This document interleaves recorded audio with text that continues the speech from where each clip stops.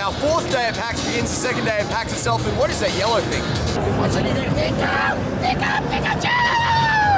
So let's go back down here, make sure we take those guys into the like that, tell them. I still have no voice. It doesn't mean I can't still solicit the game, because I have passion. We spent a lot of time in this little room. It's very important to have a little room so you can do a lot of important stuff. Like, this is where we keep the machine that plays the trailer. This is where we keep the server that's actually running the game. We do all the video editing for the videos you're watching right now in here. We also store things like the costume, the weapon, the helmet, everyone's bags and stuff. So this is a really important, tiny little space, and I'm going to use it right now to put the suit back on. Well, I still don't have a voice, and it's gotten worse because I just found someone with a better mustache than me. Look at that thing. After some field repairs by Iron Horse, the suit is ready to go. We're ready to go to assault some other indies, find out what other games are on the show floor. Okay, first stop, first catch of the day. I'm here with Patrick and Cynthia from Muzzy Studios. Patrick, Cynthia, what do you have here today?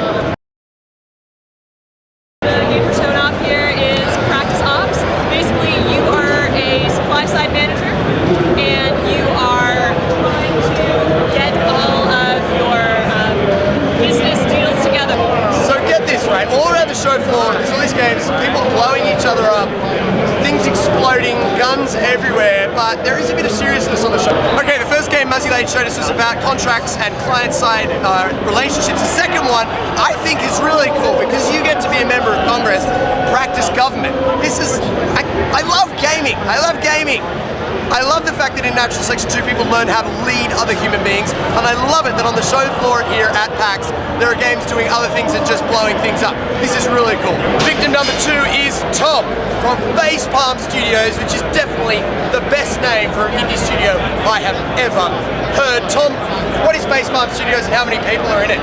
Facepalm Games is 4 people. 4 people. Fantastic. That's the number of people that started out working on Natural Selection 2. Those. Okay. What have you brought to PAX? What's the name of the game? The game is the Swapper. The Swapper. And what does one do in the Swapper? One creates clones and swaps control between them to solve fiendish puzzles. Fiendish puzzles. And if I want to get my hands on the Swapper, where should I go? You should go to Steam in 2 months. Steam in 2 months for the Swapper. I'm going to. So am I. When you're walking around PAX, you see a lot of interesting costumes. Some of them not so great like mine, some of them really interesting, like Ashley's here, who has stuck a PlayStation controller through her eyeball. Is that painful? Me. It's itchy. It's itchy, not so much painful. Victim number 3, I'm here with Rohit from Deja Band Games, and the name of the game that Deja Band Games has brought to PAX East is Drunken Robot Pornography. There are so many good names in the indie area. Where did the name come from, Rohit? Oh, you know, it was an April Fool's joke, if you can believe it. A couple years ago, we said, hey, let's do an April Fool's joke. Everybody's doing them. So we came up with this game, Drunken Robot Pornography, that we didn't build. And everybody said, haha, that's funny. 2 years later, we said, we need to make a game. What are we going to build? Or it was a year later. And so we made Drunken Robot Pornography. So what does one do in Drunken Robot Pornography? Couple things. So Drunken Robot Pornography is a bullet hell, a 3D bullet hell shooter with giant robots that we call Titans. Now the idea with the game is, you know, like with all bullet hell shooters, is to kill the robot, destroy it, take it apart, limb by limb, piece by piece. Okay. Some of the really neat features about it are that it has what we call the giant robot construction kit.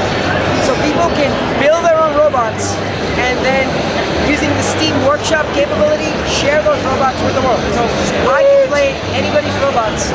There are about 80 robots that are there right now in the Steam Workshop and about 60 arenas. Fantastic. And where would I go if I wanted to get my hands on some Drunken Robot Pornography? Steam Early Access. So Steam Early Access launched on Wednesday. Cool. There are 12 games in it. Drunken Robot Pornography is one of them. The unfortunate thing for Dillon at this show is he's encountering a lot of chaps with much better moustaches than him. And he doesn't have any voice left, so he can't even come back at me. Catch of the day, number 4 is Robert from Vlambeer. Robert, how many people work at Vlambeer? 2. 2 people work at Vlambeer. That is sick. How many games have you brought to the show? We brought 2 games to the show. 2 games to the show, which are Rita Goes Fishing and Lufttrousers. Lufttrousers. Exactly. What happens in Luftwaffe? Luftwaffe is a dogfighting game about shooting airplanes with airplanes. Shooting airplanes with airplanes. What's really cool about Robert is I met him at Eurogamer in September last year. So over in London, and here he is in Boston at PAX East showing his indie game around. God, this is seriously cool. Robert, I liked your game when I played it. I spent quite a bit of time playing it back at Eurogamer. I hope to get some time on it here today. How do I get my hands on it though? So Luftwaffe will be out on PC, Mac, Linux, PlayStation 3 and PlayStation Vita by spring. Wow, that is a lot of platforms. That's PC, Mac, Linux, PlayStation 3 and PlayStation Vita by spring. Wait, isn't it spring right now? Yeah, but it's not the end of spring. It's like a natural selection to spring. Ryan has just come by our booth to visit. Dude, what happened to your face? I accidentally fell off a bike. Then some zombies got me, and then I got in the movie Warm Bodies. So I'm all right now. How did you guys win? How did you guys lose? Oh, you know, I had good teammates. You know, they helped me out and just did it well. Used the resources well and used a valve component. Pretty nice game. You know, we spread out a little too much, so we weren't able to defend all our areas, so they kind of just kept pouring in and we couldn't hold our resources down. That is the coolest costume. Can I have a photo?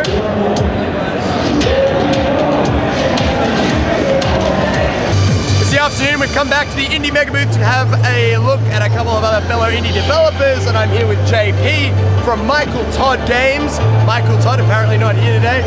And what we have behind us is Electronic Superjoy. JP, what's Electronic Superjoy? Electronic Superjoy is a really hardcore platformer. It's sort of like Super Meat Boy or V. It's just really technical, clean, crisp fun. Okay, really hardcore platformer. This is sounding cool.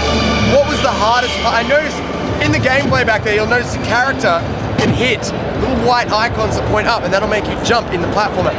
Was that a difficult thing to do? Was there any programming challenge around doing that? You know what? Actually, it's all come together really quickly. It's just basically was thought up, I guess, a year ago, and we've just been expanding on that. That was actually one of the first mechanics, so that was a really solid mechanic that came in a while ago. Yeah. Cool. And if I want to get my hands on an Electronic Superjoy, where do I go? Go to electronicsuperjoy.com, or if you're here, go buy a bundle. Obviously, you won't be. Okay, there you go. electronicsuperjoy.com, and it looks like possibly, and I might be jumping the gun here, you can get the soundtrack as well, which sounds pretty cool behind it. So, there you go. I'm too bad on the best of the world, but I'll show you what happens if you drink your milk and you love your mother. Did you drink your milk this morning? I drank some milk this morning. And you love your mother? I love my mother. Oh no! Oh, he's got me on the ropes. Oh, he's winning, he's winning. Walking around PAX, there is one developer I have really wanted to come talk to. We look up to these guys in the Unknown Worlds office. We talk about them all the time. They are the boys that did Chivalry. This is Torn Banner Studios. I can see stuff getting decapitated behind me. Gentlemen, introduce yourselves. Hey guys, my name is Drunken. I'm a lead game designer for Chivalry Media Warframe. I'm Lucas Annunziata, and I'm an environment artist. I'm Andrew Seiko, and I'm a designer. Steve, Lucas, and Andrew. I don't know if you heard that. I'm not sure. I yelled too loud there going, oh, my ears. Okay, but guys, making Chivalry, what was the hardest part of making Chivalry? Just constantly going iteration, getting community feedback, just trying to make it as best as we can. Melee combat, no question. The most important part, the hardest part, and the funnest part. So, iteration, melee combat, community feedback. This is sounding a little bit familiar. I know. Yeah. From the level design and other perspectives? Same thing applies to level design, just the iteration, trying to balance the levels across all these different classes. We've got archers, we've got close range guys. Level design iteration. Alright, Unknown Worlds viewers are probably going to be starting to feel a bit of deja vu. This is cool. Any input? I just want to say, since we work from home, it was really important to try and communicate with each other and get really good flow back and forth between art, design, and programming, and make sure we're all on the same page. So what's really cool about Chivalry, it was made by, the team was dispersed. Not everyone was in the same office. Unknown Worlds, who were very lucky to have the core of the team in an office, Torn Banner was all over the place, working from home to make this game, which just makes it all the more awesome. So the point was that it's hard to bring all those threads together. So you've got programming, art, and game design, all that coming in. It's hard enough in the Unknown Worlds office, let alone when everyone's all over the place, and we've only got half our team off-site. So that's very cool, guys. Thanks for talking to me. It was pretty awesome, and an awesome game. Thanks. Okay.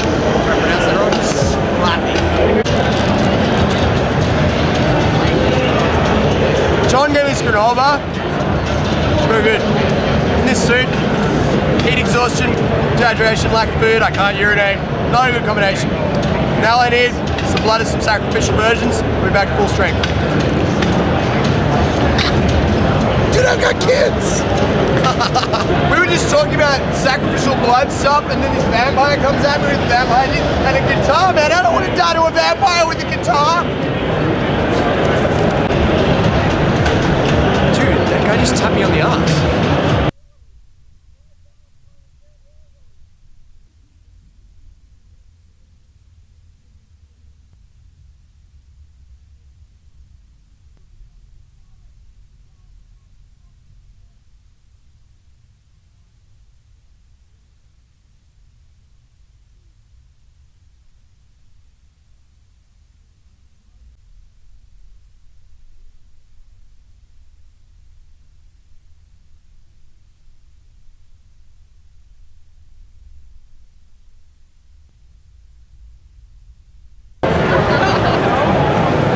Big baby, I gotta get him dressed every time. Thanks to the Entertainment Consumers Association, we're about to find out if a real Marine can beat up a TSF Marine. Let's see what happens. All right. Count us in or something.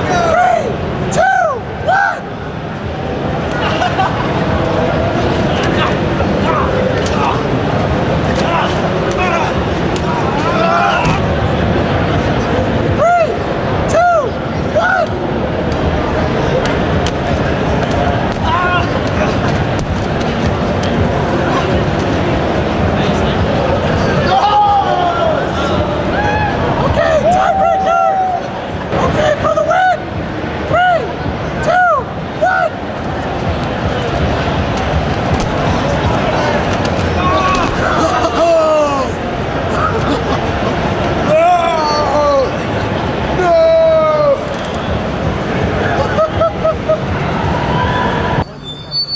And the things that happen.